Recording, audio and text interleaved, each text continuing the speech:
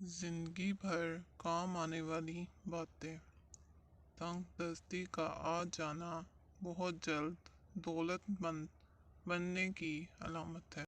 رات کے وقت آندھی کا آنا مصیبت آنے کی علامت ہے۔ خواب میں اپنی موت دیکھنا عمر لمبی ہونے کی علامت ہے۔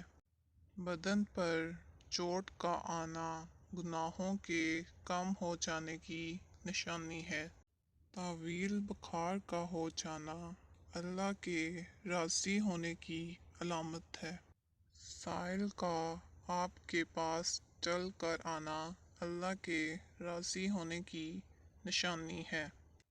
دھوکہ ملنا رب کی طرف سے سیدھا راستہ ملنے کی نشانی ہے۔ گھر میں بلیوں کا آنا کاروبار میں برکت آنے کی نشانی ہے۔ گھر میں مور کا اڑ کر آ جانا گھر میں رزق بڑھنے کی علامت ہے۔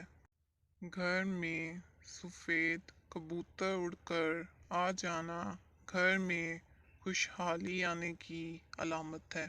گھر میں لال بیگ زیادہ ہو جائیں تو یہ نحوست آنے کی نشانی ہے۔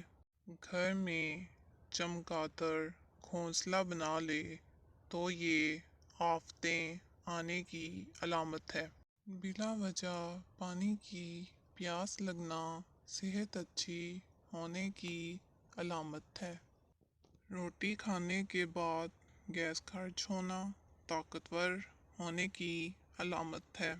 صبح سویرے پیشاب نہ آنا صحت خراب ہونے کی علامت ہے۔ آدھی رات کو شدید بھوک کا لگنا فاقہ آنے کی علامت ہے۔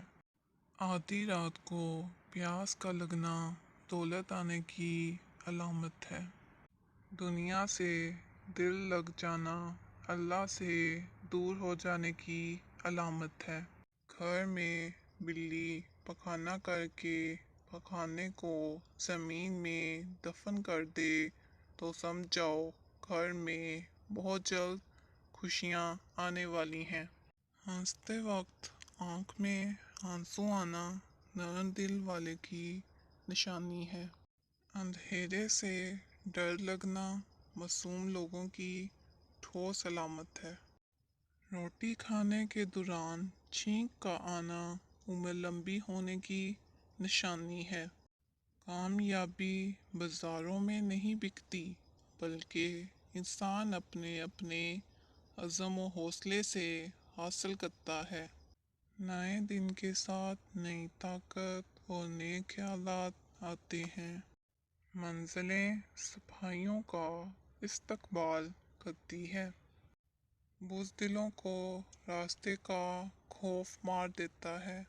زندگی مسلسل جدوجہد کا نام ہے کیونکہ اللہ ہر پرندے کو رزق دیتا ہے مگر اس کے گھونسلے میں نہیں ڈالتا۔